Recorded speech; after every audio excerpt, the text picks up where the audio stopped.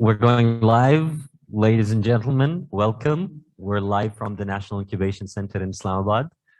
I'm Nabeel Yousuf, and I will be moderating this panel today. We're talking about climate change, the climate crisis, and what we can do to create change again, I guess.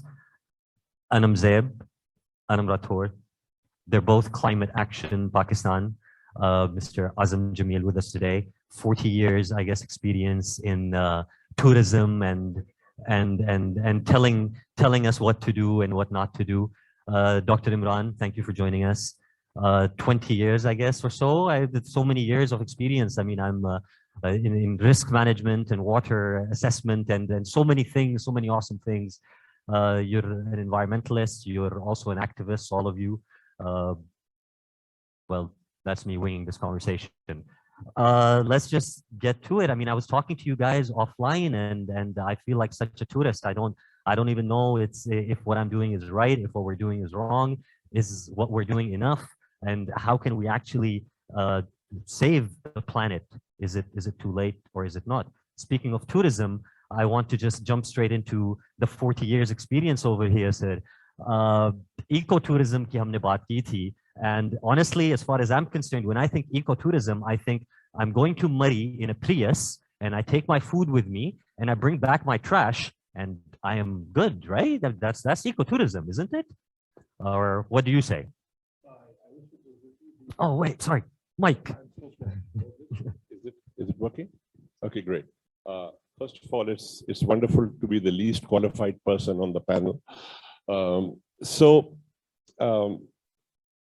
You know, sadly, in our country, we destroyed the places that we love the most. You know, places that we don't like, we don't touch, and they're still preserved in pristine glory. It's just the Natagalis of this world and the Murrays of this world and the Hunzas of that world that we all go out and we destroy. Ecotourism is a misunderstood word. It's not about bringing trash back. It's about doing a lot more things. And I've had the advantage of working for the Aga Khan for 21 years. And nobody understands ecotourism better than the Aga Khan network. And they've shown it. And one of the 3 or 4 primary features to it. The first thing is, of course, you need to look after the environment. More importantly, you need to look after the people. Ecotourism, you go look after the environment, you bring your trash back, but if the community doesn't benefit from that activity, it's not going to last long. And the third aspect of ecotourism is education. The Hunza Valley has 100% literacy. And it's one of the very few places, in fact, perhaps the only place in Pakistan that has 100%, and doesn't happen overnight. It takes decades, but you got to start somewhere. Capacity issues is something that we don't look at. There's a cricket match tomorrow, I think, at the stadium here. Pakistan plays New Zealand. The stadium has a capacity. If they can seat 20,000 people, not one extra person will be allowed into the stadium. Right? Maybe 10 Sifarshis, okay? Okay, fine. Who can stand? But they will be governed by capacity. Murray will never be governed by capacity. I read actually yesterday that I think Hunza or what's it, the Skardu airport has become the most busy airport in Pakistan.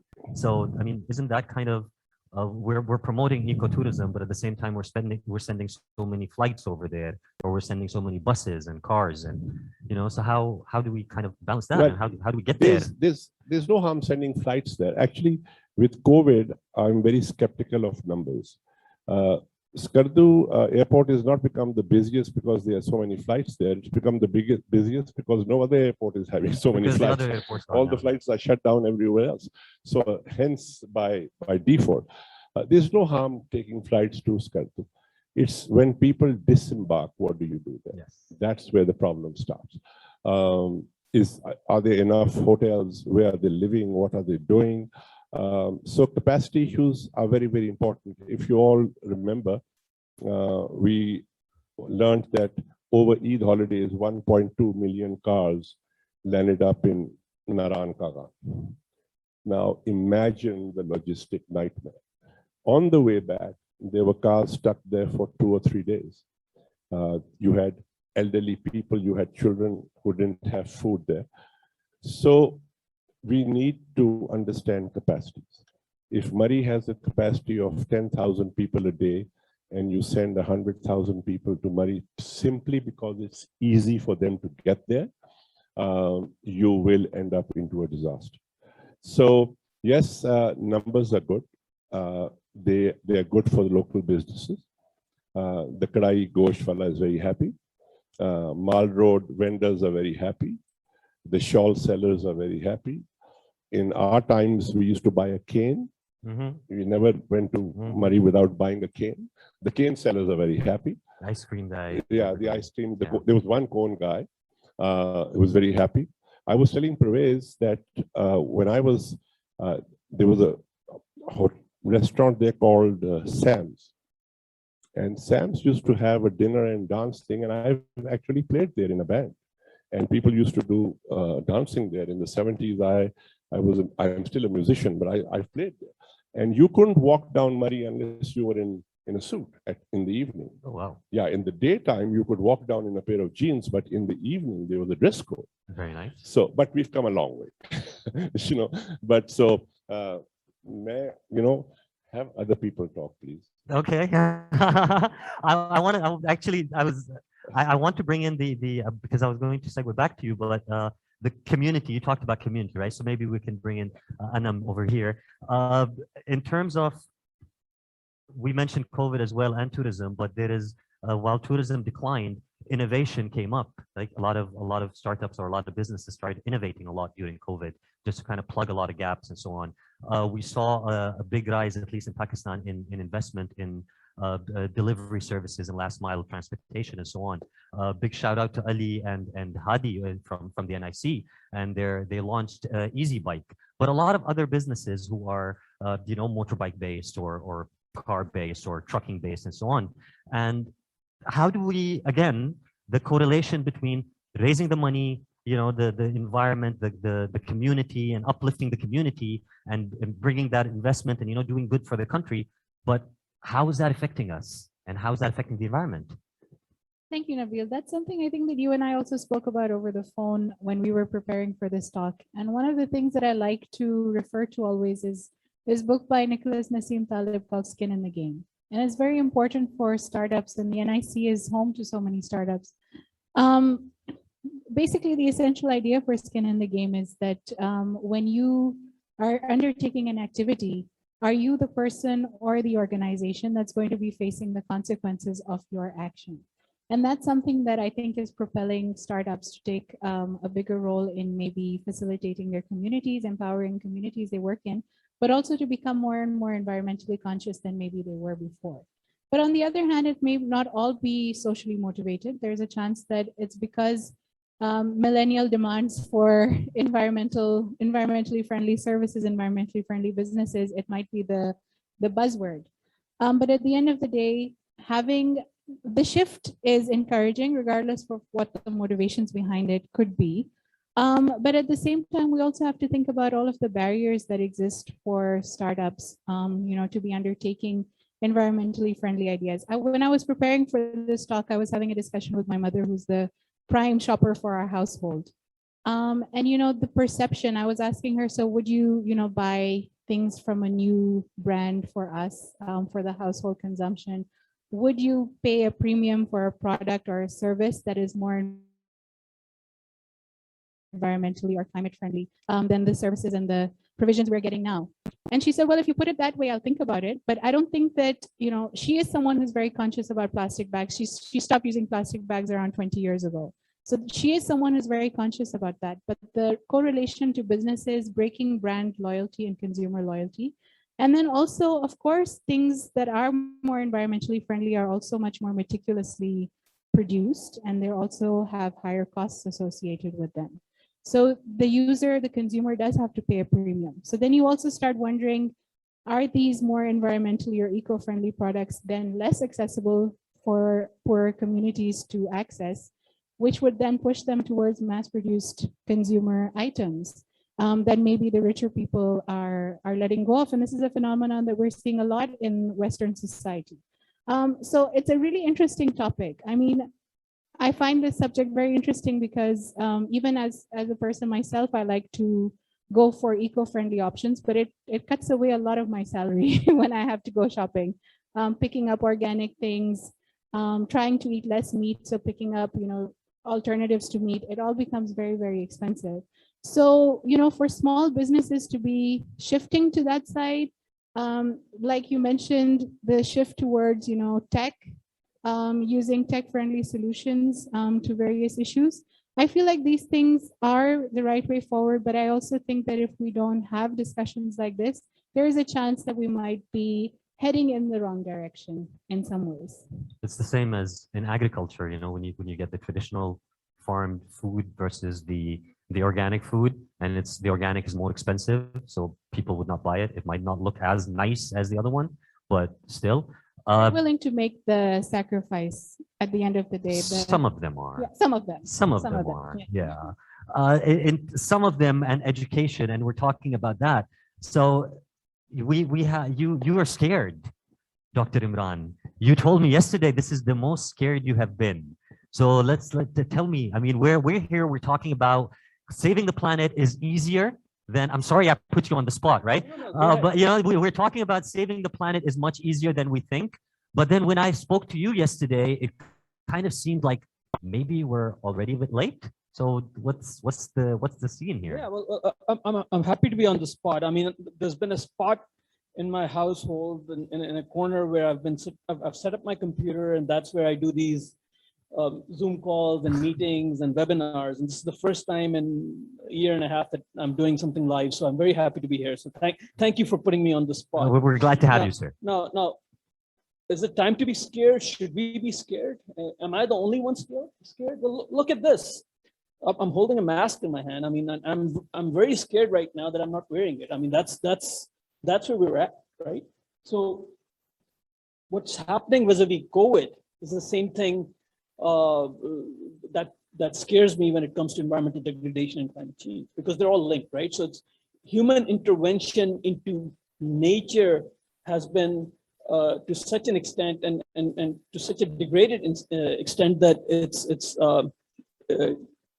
definitely impacted our way of life, and it's impacted our communities. It's impacting some of us who do not have the means to live with it. I mean, as you'll be talking about, it's a social justice issue, and so these are all interlinked. And this is the reason why I'm scared. And I'm scared for this current generation, and I'm scared for my kids, and I'm scared for future generations. Because if we continue on the same path, then there's no telling what will happen. So we're already seeing hurricanes, wildfires, floods, heat waves.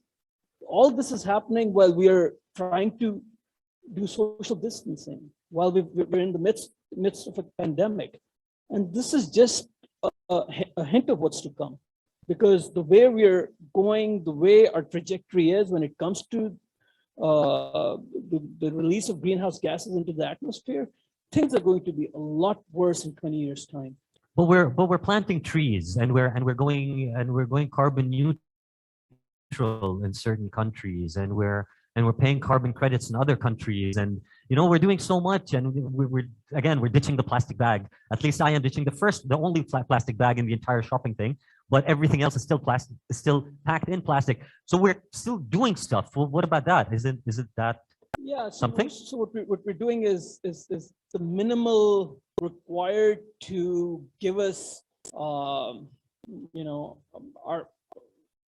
put us in the spotlight. If you want to be in the spotlight and you plant trees, good for you. If you want to talk about plastic bags, that's going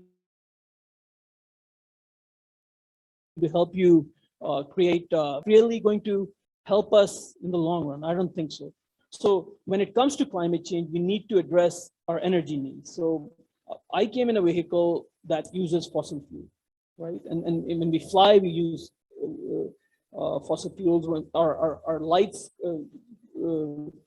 that are on this room, the air conditioning, that's reliant on fossil fuels. Unless and until we do away with that, we won't be able to make headway. So we can do the plastic bags and we can do afforestation, but that's not the solution, right? So let me give you an example. You've been diagnosed with cancer. Somebody, not you. Okay. Not you. Somebody, somebody's been diagnosed with cancer, and unfortunately things are bad, but there is a way that they can help resolve it. But what they're doing is taking they're taking multivitamins, right? Multivitamins are good, but they won't address your health needs, and this is where we're at. So we're just pumping in the world full of steroids, and we're not really doing Right. anything So about it. we can talk about plastic bags, and we can talk about organic consumption, and that's good and well. But unless and until we address the elephant in the room, which is the way we address our and meet our energy needs, the way we relate to the environment, the way we talk about development in general. There's a 5-star hotel that's coming up in Nathia Gali. I don't know whether you've heard about that, sir. There's a 5-star, right, and it's there's a 5-star hotel that's coming up right next to Atabad Lake. Yes. You know, so we can. So when we talk about ecotourism and what's happening on the ground, things are totally delinked, and that's what makes me scared. Okay, that's I guess.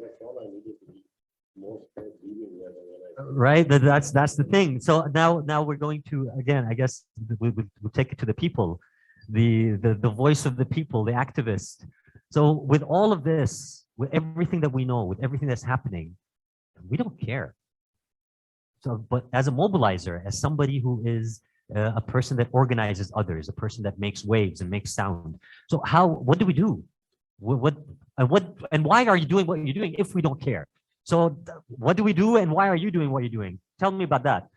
I'm going to start with like something that Dr. Imran talked about. So it's a little like, I really want to talk about this. It's not what I intended to talk about. You're the one with the notes, so go ahead, yeah, please. So it's like not in the notes, but so we've all heard the term carbon footprint, right?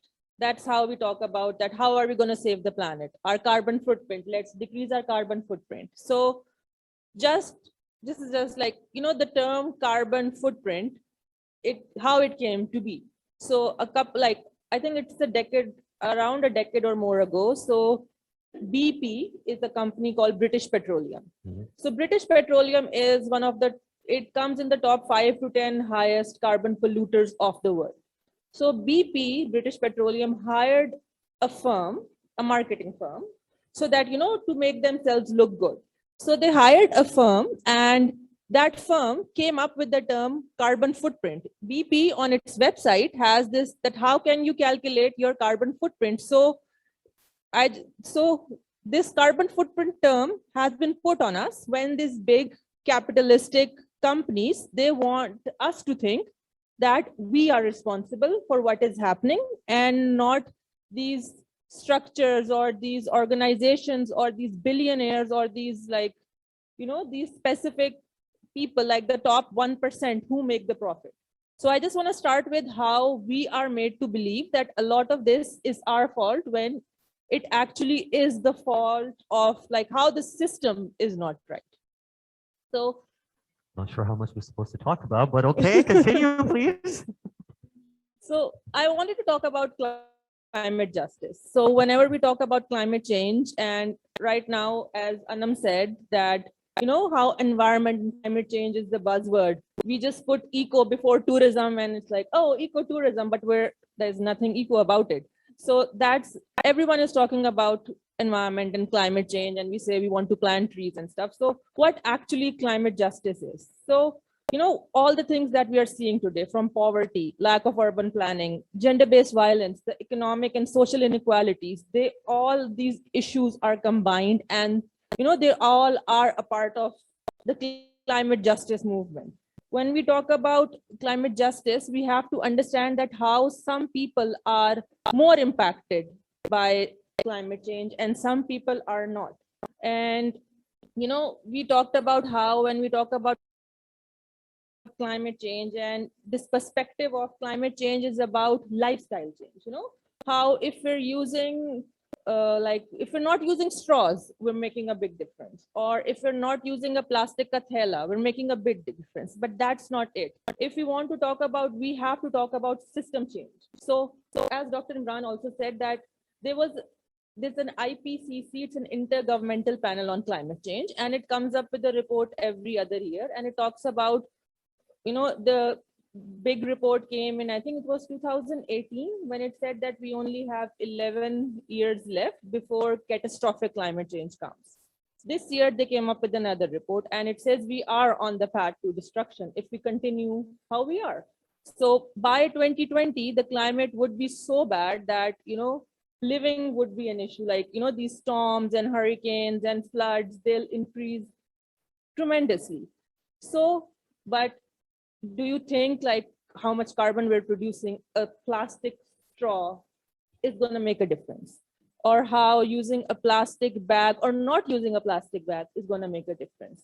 So this, I feel like, when I talked about how these big companies, these big corporations, how they make profit because of carbon pollution, how the top 1% is making all, is the one responsible. So they're giving us this image of how we are responsible, of how it's our responsibility, of how we need to change our life system to stop climate change. But that's not the reality. We have to change the system. And I feel like to change the system, to raise your voice for that, that's where a lot of activism comes in. Because a lot of the times it's like, I'm involved with grassroots activism. So, people who are on the front line. And when I talk about myself, I live in Islamabad. I have a good education. I'm very privileged. I am not as impacted by climate change as someone who lives in the front line, like someone who lives near the ocean where the sea level is rising, or someone who lives near in the mountains where the glaciers are melting and causing floods, or someone whose livelihood is dependent on the rain pattern, or the heat waves are, how their life is dependent on it. I'm not from a minority group.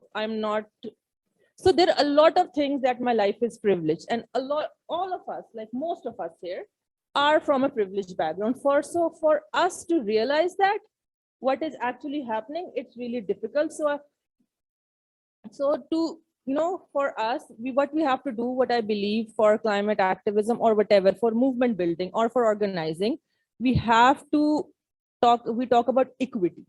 We have to elevate the voices, because change always comes from the grassroots. When there is noise, and when we liberate their voice, or when we not liberate, that's the big word, we help them or we support them so that, their voice is more out there, they have space. So that's when the media picks it up and the politicians picks it up. So it's important to give voice or give space to the people who are actually being impacted.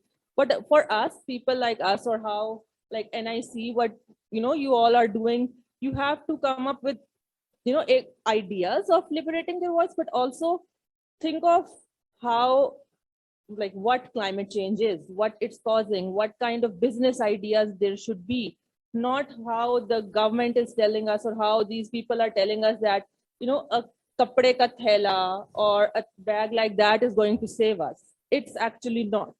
But over here, I mean, when we talk about all of that, we talk about, again, I'm going to talk about back to communities, if we may. The fishermen, for example, in I guess I met this guy in the Philippines. So the fishermen in the Philippines, for example, right, when who takes people out to whale watch, and they're throwing bread and they're throwing other kind of food to this fish and to attract them. That's kind of messing with the environment or the environment of this fish. But what about the livelihood of these people? We keep talking about the people, as you just mentioned, the people on the front line, people who are living by the ocean. But for them, they kind of have to poke the bear, if you may, right? So they have to take out the tourists and and throw out their breads for the fish to come and so on. Maybe ecotourism over here, we take a sailboat rather than take a regular boat. So, what again, it's the balance, the voice, the activism. I suppose also activism, whenever we think about activism, we think, we just go out and, so that's also a problem. So how it's so many things and so many pockets that we're working in, whether it was an innovation, whether it was tourism, whether it was not even knowing where we are, the education system, I guess, and then the voice that we require or the voice that we need. So how do we kind of balance all of that? And again, what do we do? So, and I think it's it starts on 31st October and it goes for around 2 weeks. There's a COP happening, the Conference of Parties, where all the world leaders meet and they talk about, how they are going to stop climate change or, the adaptation so with that, there are a lot of like people from communities, people of frontline who go there or who protest or, so what we can do is then the world leaders are there. What we can do is we can put pressure on our government, on our leaders to go there and make the right decisions, make decisions that are for the people, that are for, for communities, that decisions that are not for profit. We want to talk about people over profit. So but the they only are, thing as but they are, aren't they? Again, they are. They're planting the billion trees. They're, Donald Trump said climate change is not real. So they are. People are there and they're doing stuff, and Greta's making a lot of noise as well. So, I mean, anybody else has an opinion on this, please go ahead. But there are people that are doing stuff, and so what about all of that, right? So you do have a voice, yes, but again, the trees are there, the plastic ban is there. The French, I think maybe it was last year when the French people walked into their stores and they left the plastic over there and they took the groceries. So this is all happening. What are you guys freaked out about? So like Anam said, actually, I'm going to add to that. This is a very famous statistic that 70% of the world's carbon emissions are caused by 5 companies. So it's a corporate problem. It's not something that you or I could change with our individual behavior. 70% of the world's total carbon emissions by 5 companies. So a logical person would say, well, I just won't buy from those 5 companies, but it's not as easy as that, because those 5 companies are mostly oil and gas and petroleum, which is involved in all of our supply chains in our day-to-day lives. So boycotting them is actually very much harder than you would think. We have Tesla. There's you have Tesla, but there's that one problem. I would still say you still use the paper straws or the steel straws, or still do the plastic bag thing, because they're 2 very different things. And I feel like in Pakistan we don't make this distinction enough, and I don't think our politicians make it enough either.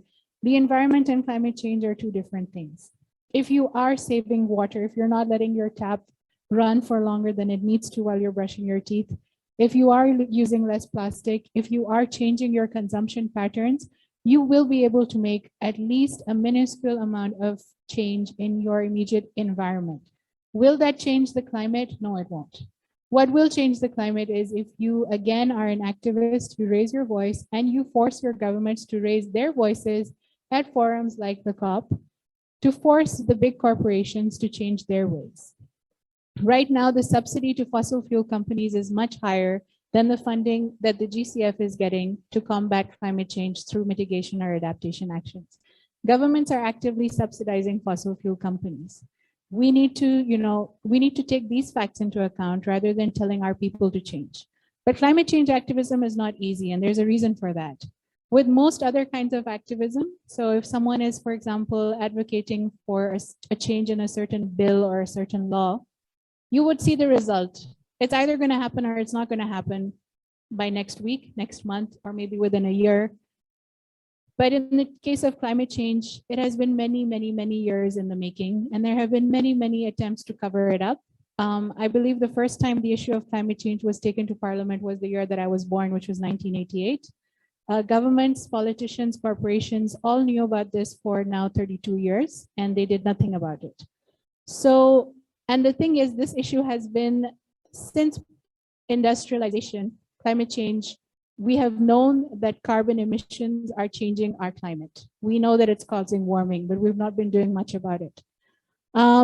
So with activism, even if today the world were to put its total carbon emissions down to zero completely, if we just completely stopped emitting carbon altogether, we would still have a warming of a certain level. The Earth, in science, we would say we're committed to a warming of -%. At this point, it looks like we're going to exceed 2 degrees Celsius, even if we stop emitting today.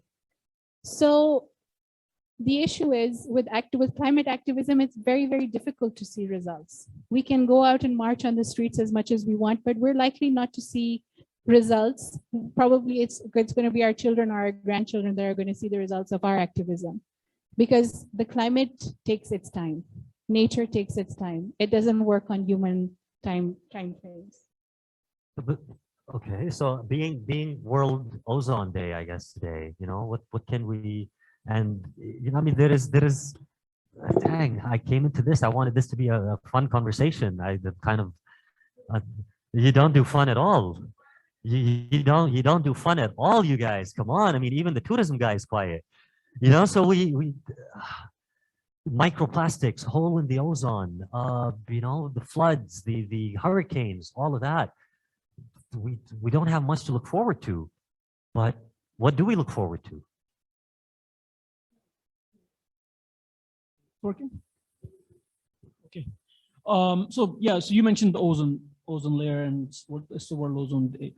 So the ozone hole does not pertain to climate change, but what we can use it as a good example. So we found out that especially in the northern hemisphere and the southern hemisphere, the rays from the sun were causing, again, sorry to use that C word, but they were causing skin cancer. They were affecting people. They were affecting people in the US. They were affecting people in Australia.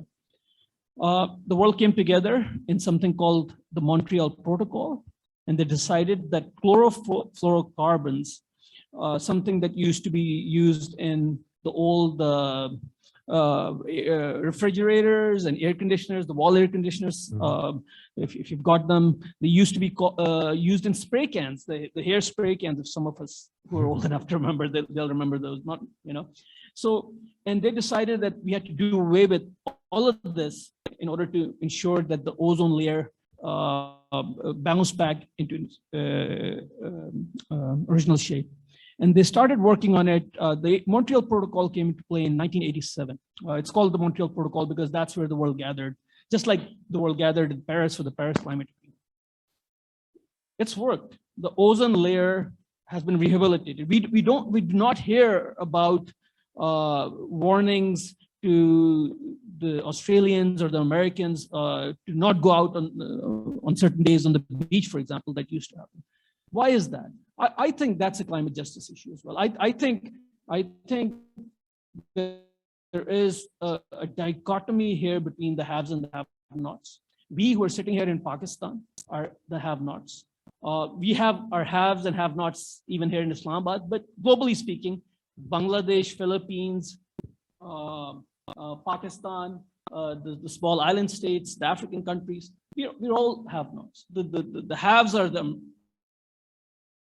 United States, Australia, right? China to a certain extent. Now, these are the countries that are contributing to climate change. Now, climate change is not affecting them in the same way that it is us, and climate change is not affecting them in the same way that the degradation in the ozone layer did. So I have an argument here, and that is that if climate change was affecting the developed world in the same way that the ozone layer was affecting them, then we would have had much quicker action and much better response than we've seen already. But isn't it now? I mean, we just saw the state of Berlin and other cities. I mean, New York just last month, the rains and the floods over there. So I mean, urban flooding is, as far as I'm concerned, again, I'm a little on the fun side, not like you guys, but an urban flood enough is crisis enough, right? Or is it? But it's small, well, it's there. But it's there. So I think if you ask Trump, and he would tell you about a cost benefit analysis in which urban flooding in New York City and the closure of the subways for less than a day does not amount to much. I mean, you'd rather have Houston running its oil and gas supply lines than worry about what's happened in New York City in a day. I mean, so you don't get to go to Central Park for an afternoon. It's the scale and the scope. The scale of suffering that we are seeing in Pakistan is a lot more than what we've seen anywhere else. The scale and scope of suffering in Bangladesh. I mean, small island states are dying off. There will be no small island states. They're going under the sea. The waters will rise to an extent where it's not going to happen. It's also going to affect the United States in a similar way. I mean, we're talking about Miami to a certain extent being affected by sea level rise, but people, they've got the resources to move out. Those of us who do not have the resources, such as in countries like Pakistan, what are we to do? The Paris Climate Agreement called for $100 billion by 2020 on an annual basis from the developed world. And that was to be a pipeline coming into the developing countries to help with mitigation and perhaps with adaptation as well. None of that has materialized. When Trump came in, he took away some of the monies that the previous administration had deposited. So at this time, the number is less than 50 billion, if I'm not mistaken, or somewhere around that. Anam can perhaps correct me, but we are nowhere close to addressing the problem and the scale at the global level. Now, what we can do, so Finally. Help is not coming, right? It's not going to come from the US, it's not going to come from Australia. We'll have to adapt to this. And that's where we need to start looking at our governance practices. We need to start looking at how we manage our cities, how we manage our water, how we think about our food, because it's going to affect our food security as well. And then we'll have to come with localized solution. And that's where, NIC comes in. I mean, working with the farmers, perhaps working in urban areas. And then the work that people are doing here and perhaps in other parts of the world can start to resonate with the governments, such as in Islamabad, and perhaps we can pick that up. We should not rely on the Conference of Parties, which is in its 26th iteration. 26 years ago, actually it was 27 last year, it did not happen. 27 years ago, we started to come together to talk about climate change and how to address it. We're still doing that. We're still talking about it. And the time to talk is over, the time for action is now. And unfortunately, I'm a glass half full kind of guy, but this is not on. I mean, I think the situation is quite depressing, especially when we look at our most vulnerable. Wow. Why are you getting stuck with these people? Why am I here? Why are we here, right? I mean, we should.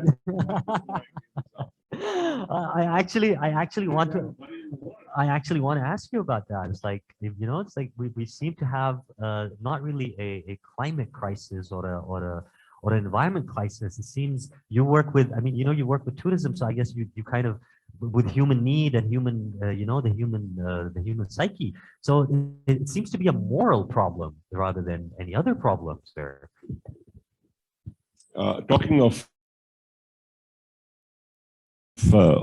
window air conditioners that he spoke about, I told Azam, I said, if you want to really spread the word of vaccination, find that guy who sends that SMS for window type air conditioners. That guy knows the phone number of everybody in Pakistan. I said, just give it to him, and in 1 week, everybody's going to be vaccinated. We are going to be done with. I think, we have a lot of inefficiencies within the system also. We are very proud of rice as one of our crops. Let me share a very startling fact with you. It takes 3,500 liters to produce 1 kg of rice, right? And we produce about 6 million tons of it. So you do the maths. The amount of water we use for 1 crop of rice is going to be the entire reservoir of the Diamir Basha Dam. Wow. And we'll use it in 1 year. And of course, it'll fill up again.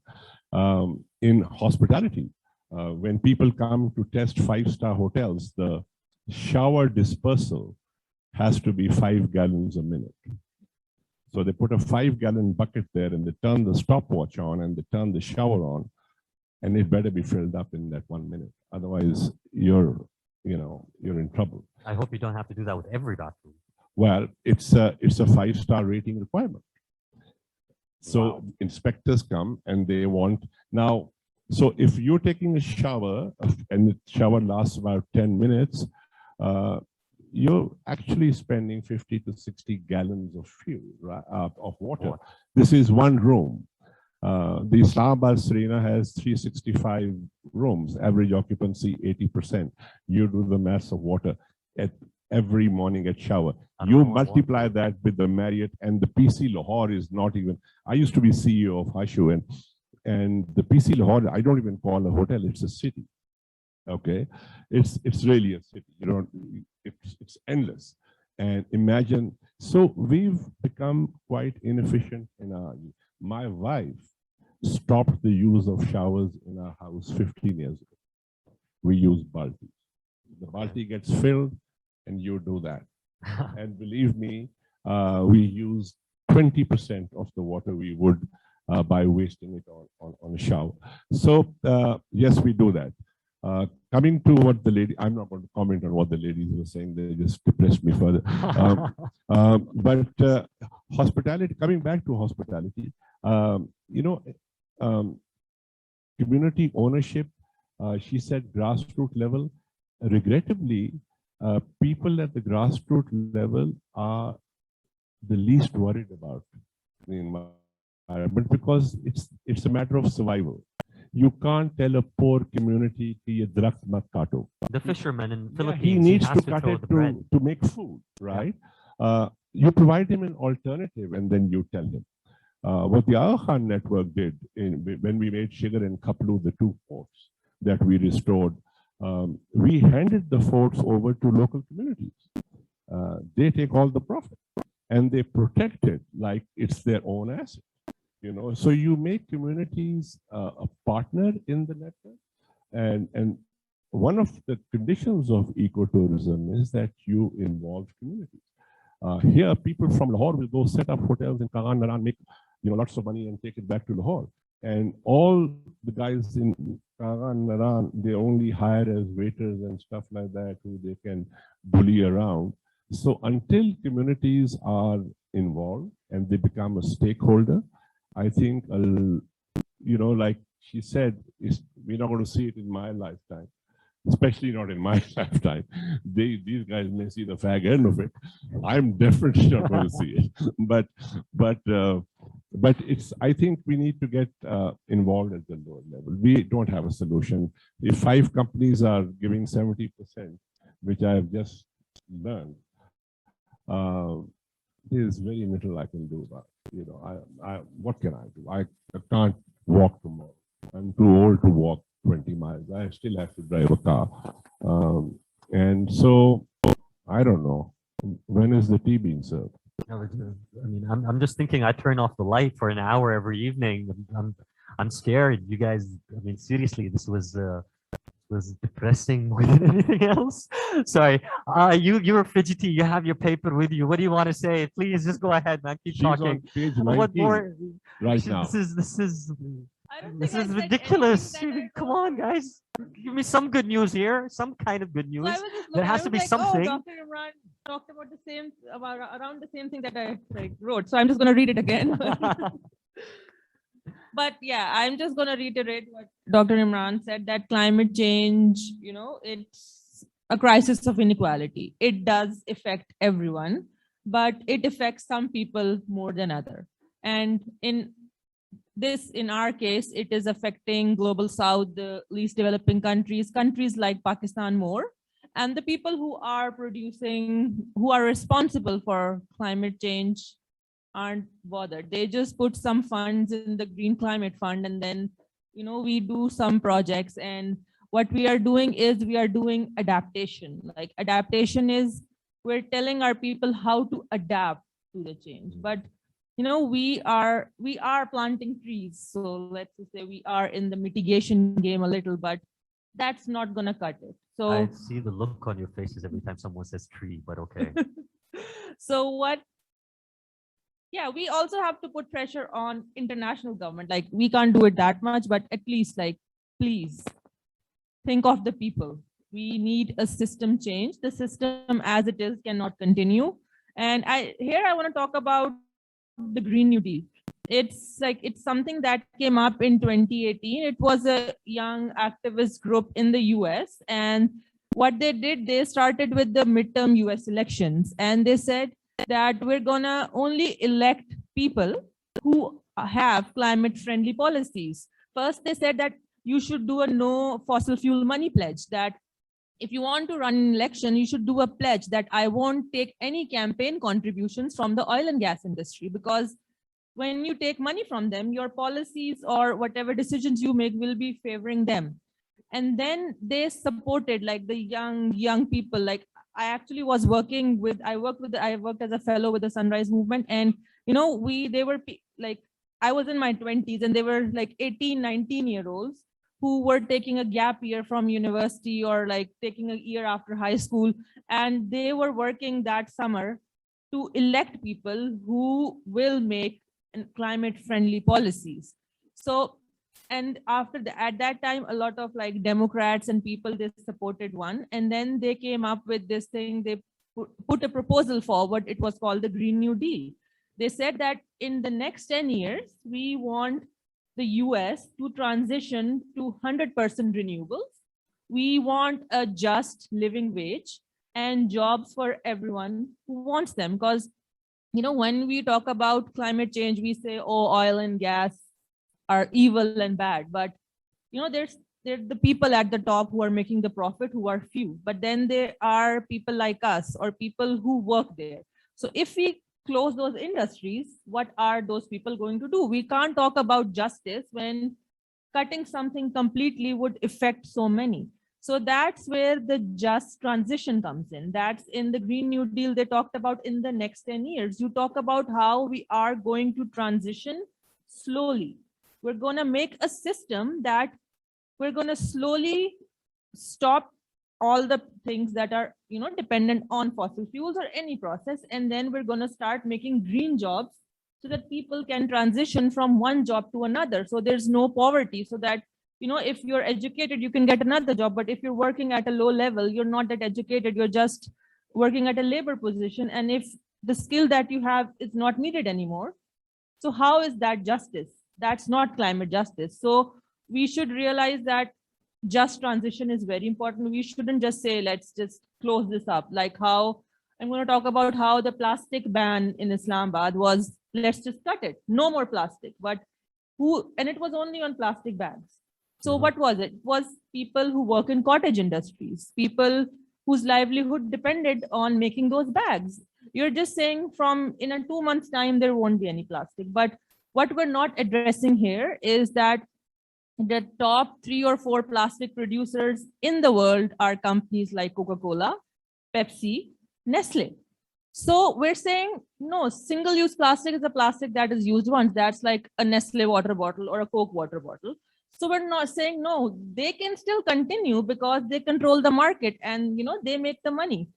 And we're saying the plastic bag, that a cottage industry, that people whose livelihood totally depends on it, we're going to close it in a month. So I feel like it is very important for whenever we talk about any change, any policies that talk about a just transition, that we can't just say, no, this is not okay. And that is also a very important aspect of climate justice, that we know it's happening. That's why Anam also said that it's a slow process, that we can't just say no more fossil fuels from tomorrow. Like there are people whose whole livelihoods depend on it. So I feel like just transition is a very important step in the climate justice movement. We all, yeah, I mean, I was just thinking that, you know, we all agree on something finally. So now, oh man, I don't even want to know what's on this page 12. Oh, this was one of the heaviest conversations I ever had, guys. Thank you. I mean, I don't know if I should thank you or what should I say, but please.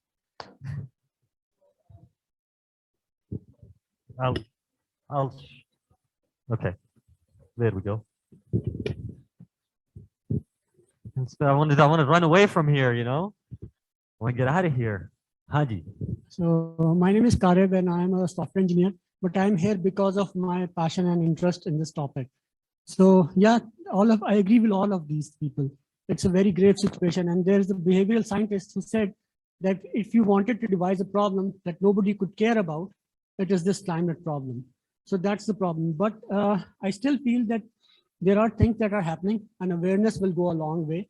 And if we just know about what's happening and how we can contribute to that, so that's really a way forward. So just like sir mentioned about the amount of water being used for rice, it's a same list. If you go through the list, it's a long list. But there are initiatives like there's the Better Cotton Initiative, where Pakistan is also a member of that. And a lot of cotton that's still produced in Pakistan is not part of the Better Cotton Initiative. So if we sort of create that awareness and move into that, that will basically go a long way. And it's the same for all other things. One other thing that I wanted to sort of share with all the audience is that there's an initiative called Natural Capital Initiative. Basically that what it does is that it puts the nature cost in the cost of the project that's going on. So if you add that cost upfront, it basically becomes a business interest for all the companies that are running those. So it's a matter of awareness and policy. And if someone else is not doing it, we should still do it in Pakistan. And that's probably the way to go forward and keep trying. And that's it. So that was my comment on this. I just wanted to sort of tame down the doom and gloom on this. Oh, thank you. very Thank you. You did well. Yeah, please go ahead.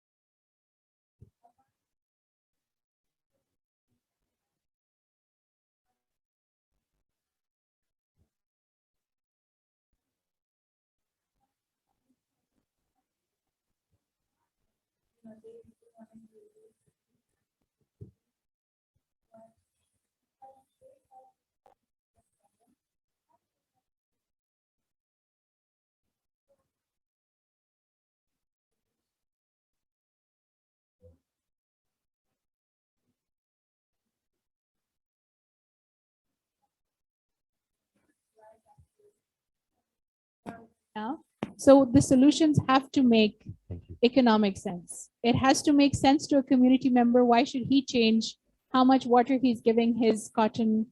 Because maybe the water has become more expensive for him to do. So therefore, he will be more inclined towards opting for less water intensive crops that he's going to grow in his field. So we have to start thinking about it from more of a psychological perspective as well. I have such a good plug over here, or they could buy our system. First thing I'd like to say is it's an honor to be here. I really enjoyed the discussion. But I'd like to ask that the takeaway from this discussion, is there anything as a citizen that we can do that would actually make, like, if all of you had to give like 5 tips each, maybe, or 3 tips even, that we could do as citizens, and not like at on a government level. You know, most of us are young and we can only do as much as a citizen. So what do you think we could do as citizens that would make a little bit of a difference, apart from like not about in the shower? Is there anything else that we could do that would make yeah, Balti sounds like a really good idea, but it's, if you guys had to give like 3 tips of your own activism, like whatever, like in terms of the environment and animals, ecosystem, what would those be that we could all do like as citizens that would actually be able? Have you been listening? There's no 3 things. I mean, out of everybody, that's 12 things. That's a lot. But yes, from an awareness perspective and from, you know, a person perspective, that's a very good point. What is something that we can do, and what is, you know, maybe some links that we could look at, maybe whoever wants to go here. Sir, there you go. This is what I told you yesterday, right? This is the most difficult question that I never have an answer to. But this is the question. This is the This question. is the question. This is the question. See, this is an excellent question, but I never have an answer to it. I mean, what can a person do on a personal level to address the challenges of climate change, right? I mean, it's such a huge thing that on a personal level you cannot do enough, and you can feel better about it, but will we be making a difference? So what I say is that we need to call out the larger corporations that we've done, and we need to call out the governments. So one thing that makes me optimistic is what Anam is doing and what Anam is doing. So these 2 years back, we had a climate march here in which both these young women closed down D-Choke. Thousands of people on the streets talking about climate change, right? This is what's going to change us. This is what's going to change the world. And we're already seeing that. We're already seeing that here as well, and so many people are interested. So the information is out there, but I think that more can be done in terms of educating people about the impact we are having on it. So you talked about water serve, we can talk about renewable energy, and this is what we can do. We can acquaint ourselves with the latest science, number one. It's all on the internet, right? So everything is there. If you're on Twitter, you can follow this. You can reach out to scientists or policymakers across the world and see what they're doing. So we've got a lot more information at our disposal now than we did about 20, 30 years back. And I think that's a positive. That's something that we can pick up on. In Pakistan, we are going to need to adapt to this. We're going to need to adapt to the changing climate. So we need to talk about urban heat islands that our cities are creating, right? So that means all this concrete infrastructure without the trees, some of the trees that we see here in Islamabad. But if you go to Lahore, if you go to Karachi, if you go to Rawalpindi next door, it's all concrete. And that's adding to the heat stress on the communities. When temperatures will rise due to global warming and climate change, that's going to further exacerbate their situation. So learn about it and see what we can do and try and make things better for our own communities. So here trees do play a part. But the point here is that the larger perspective vis-a-vis climate change, we won't be able to address it on a personal level, but we can do, as Anam also said, that we can make small changes in our lives, in our household to address those. I think the question that you asked is an excellent one, and I'd like to come back to you and think about more and have a concrete response in terms of what we can do. I think I get asked this so many times now that I need to have a good answer. Unfortunately, you should make a card out of it. You know, somebody asks you, just give them the card. There you go, get it over with. Anam, make some more noise, I guess. Go for it. And then I guess we realized we did 2 Anams do make a right. So please.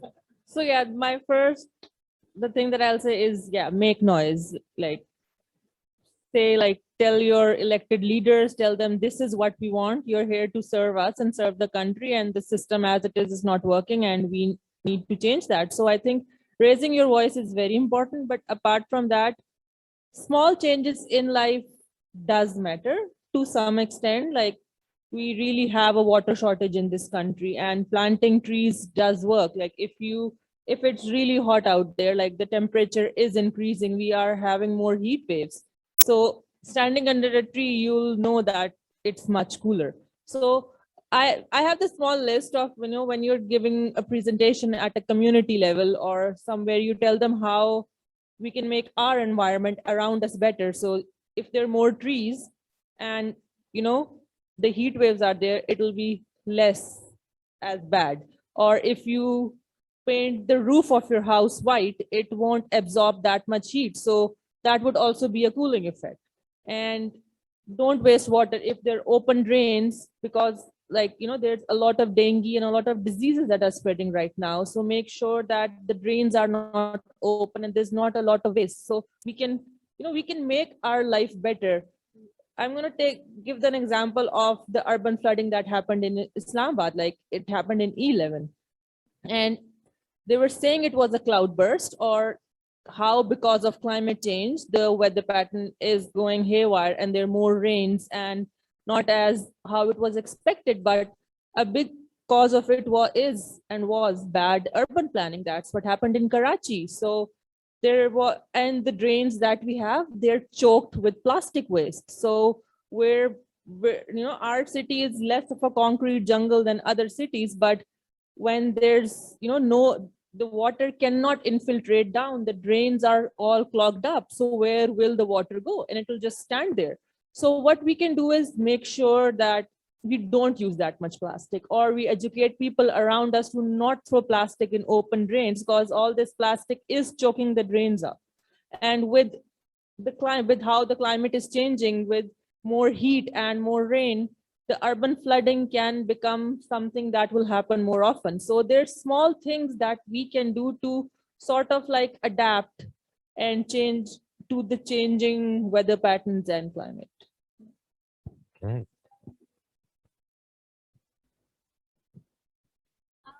You wanna? Just you can ask your question. That's fine. We'll try and plug everything in together. मेरा नाम सारा है, मैं आज मेरा specific question था activism के बारे में। लोग जो यहाँ पे इसका हिस्सा बनना चाहते हैं, उनके लिए कौन सी ऑर्गेनाइजेशंस हैं, पर्टिकुलरली इस्लामाबाद में, जिनमें से वो इसका हिस्सा बन के एक्टिविज्म के वैसे तो प्लेटफॉर्म्स के नाम के लिंक्स उसका हिस्सा बन के। That's a really good question. Thank you. I'm gonna start with your question. Sorry, I didn't get your name, Maria. When I attended my first COP a few years ago, one of the things that was happening on the sidelines was they were calling out countries that are subsidizing fossil fuels, and their tagline was "Don't be a fossil fool." So that's the that's the first one. No, I'm kidding. And like Dr. Imran said and Anam said, there is a need to educate yourself, but at the same time, there's also a need for all of us to inculcate mindfulness in our consumption patterns. Most of the people sitting in this room, we're all urbanites. We pretty much live in cities. We earn well, we dress in a certain way. Maybe start thinking about things you're consuming. What are the companies that you are buying from? Maybe do a little bit of research into how ethical those companies are, and start. It can make a very small difference, but it is a difference nonetheless, doing that. And then secondly, I'm going to link this with your question. Climate Action Pakistan was actually, it's an informal group. It's a group of activists. Dr. Imran, Anam, and I actually were the founding members for Islamabad chapter for that, but there's a global Climate Action Pakistan group as well.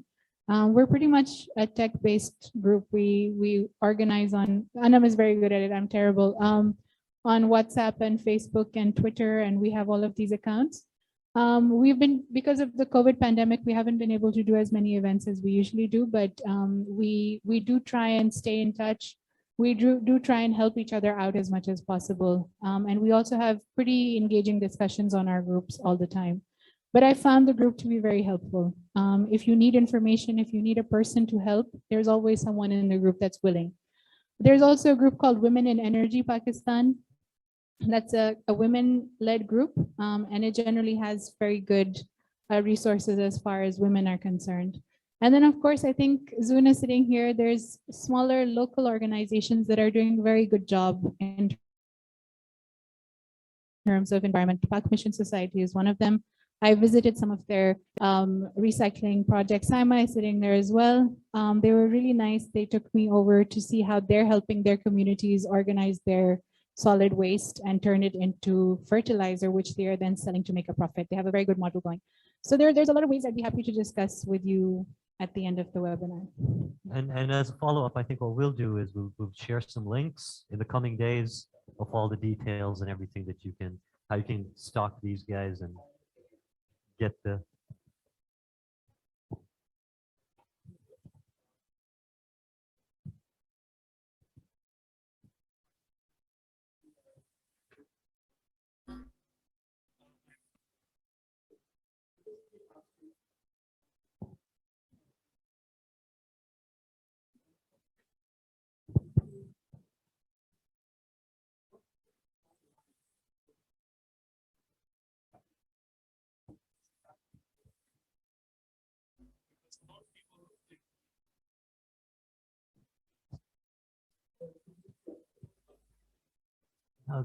you can just, we're all healthy, I hope.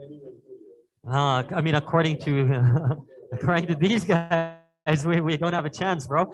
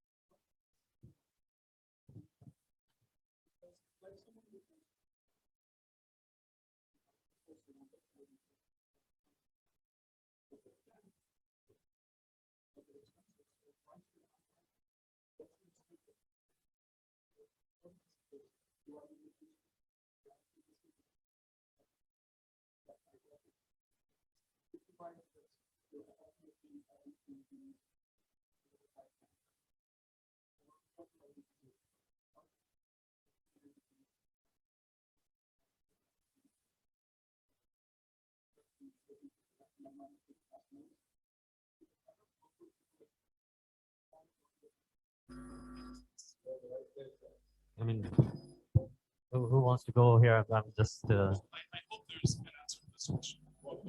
There will be. There will.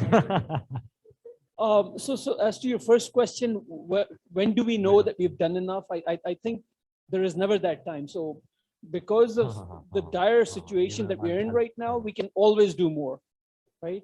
So once we've ensured that we're consuming responsibly in our own household, we can tell our family members about it. We can educate others, and that's a process. It's a process, and we don't know where it's going to be. We don't know how things are going to pan out, but we'll need to keep doing as much as we can. And sitting in Pakistan, we'll try and do as much as we can.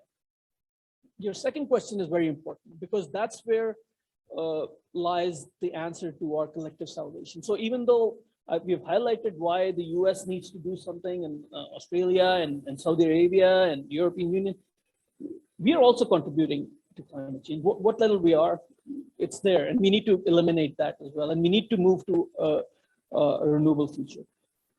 Last year, our alternate renewable energy policy came out, which said that 30% of our energy needs by 2030 would have to be met by solar and wind. The new IGCP report by NEPRA has come out. That's reduced this figure from 30% by 2030 to about 12 or 13%, because they understand we can't do it. It's just that, so what we're seeing is lack of follow-up vis-a-vis policy, and perhaps lack of our homework when we were developing that policy. And if you aren't focusing on policies in that way, they do not translate to initiatives on the ground, because then we don't know what's happening. When it comes to renewables, we're seeing a lot more people with rooftop solars. One of the incentives is that you're part of the grid. Essentially, net metering is there. So in net metering, you sell the excess energy back to the grid. But my understanding is that once you've got a solar setup and you go to the government and you apply for net metering, it takes months. It's taking 6 or 7 months for that to happen. Now we need to cut down on the red tape.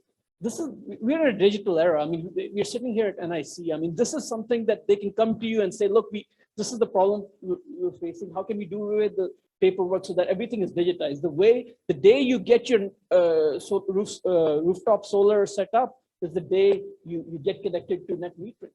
And unfortunately, that is not happening. That's a really good way to incentivize people. Solar prices have come down immensely over the past 10 years. But there are hurdles, and people aren't really attracted to it. It's primarily because of the way our governance systems work. We're still back in the 80s when it comes to that. I mean, when you go to offices in the CDA or other government offices, you've got all these piles and piles of files and paperwork that needs to be addressed. So that's something that I think if we address this, it can be done. I think your question is very relevant, and if somebody else can add to it. Actually, over here, what I was just told what. Actually, no. I'm going to. I want to kind of just put add to what you said, where the 2030 target. We started working in agri-tech in 2017, and our targets was to feed the world by 2030. And then COVID happened. And for some reason, the goals shifted automatically from 2030 to 2050. But we were ready to deliver in 2030. And so is so many other people who are working in sustainability that were actually ready to deliver it by 2030. But then what happened and why were we pushed 20 years ahead? I guess we'll see. But to answer what more can we do as the National Incubation Center, very soon there will be a hackathon on climate change. I was just told by Numer. So the NIC will be doing an entire hackathon on climate change and what can we do as the community to come up with solutions. So we'll come together, we'll think of ideas, and hopefully we'll do something. We'll get the push to where we need to push, or try to make some noise if we can, and build the community properly. I guess time for tea. This was grim enough. Let's get everybody some tea over here, get the mood going. Thank you, everybody. Thank you for joining us. Two Anams do make a right. Dr. Imran, Azam Saab, bahut shukriya aapka. Everybody for joining us. Cheers.